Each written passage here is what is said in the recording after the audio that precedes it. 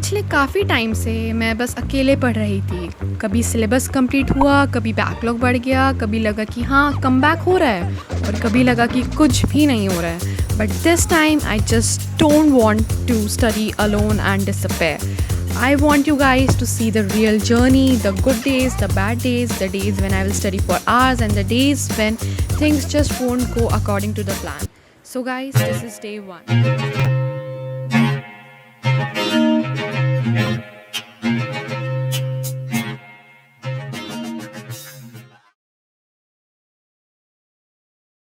Hi guys, I am Arna. Currently in class 12 preparing for JEE 2027 and welcome to my JEE comeback series.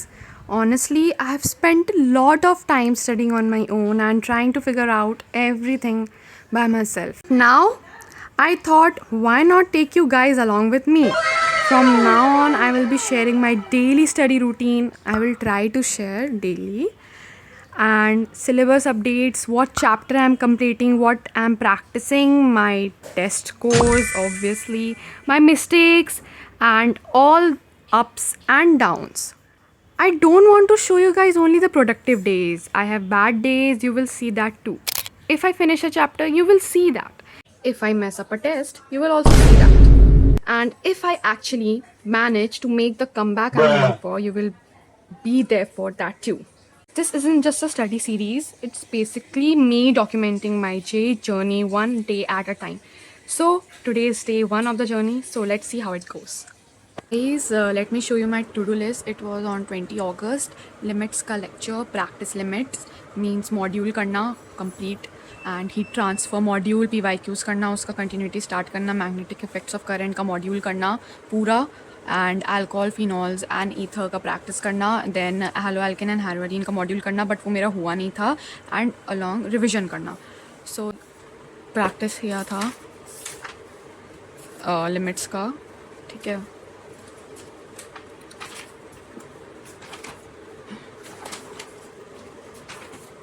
And I did a lot of practice of limits. इधर भी module solve करने का. And also I solved black book. इधर से I also solved black book. Module B and PYQs I didn't. PYQs करना है मेरे को. This is heat transfer का working. And this topic growth of ice on lakes, ये अच्छा topic है, ये मिस मत करिएगा. लाइक ये बहुत इंपॉर्टेंट टॉपिक भी लगता है मेरे को. और मॉड्यूल में इसका बहुत सारा रिलेटेड क्वेश्चंस भी था, तो ये मेरे को समझ में नहीं आया था उतना. तो then I watch from YouTube.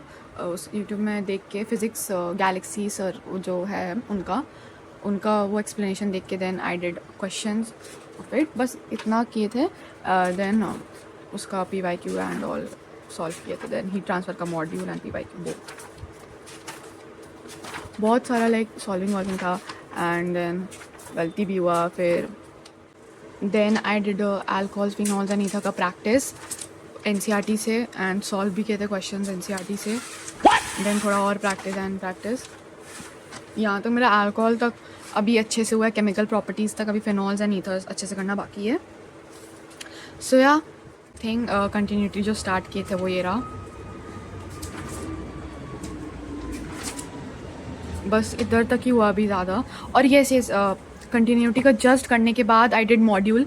ठीक है, मतलब जितना मेरे को आता था मॉड्यूल का कर लिए. So yeah you have to do it. अगर आप लेक्चर्स देखते हैं तो फिर आप लेक्चर्स के इमिजिएटली उसको देखने के बाद क्वेश्चंस लगाइए, क्योंकि उसके हेल्प से ही आपको समझ में आएगा कि वो क्वेश्चंस बन रहा है कि नहीं. एंड ऑब्वियसली सब क्लियर भी होगा आपका कॉन्सेप्ट वाइज. सो या that's all. See you in the next one. Bye.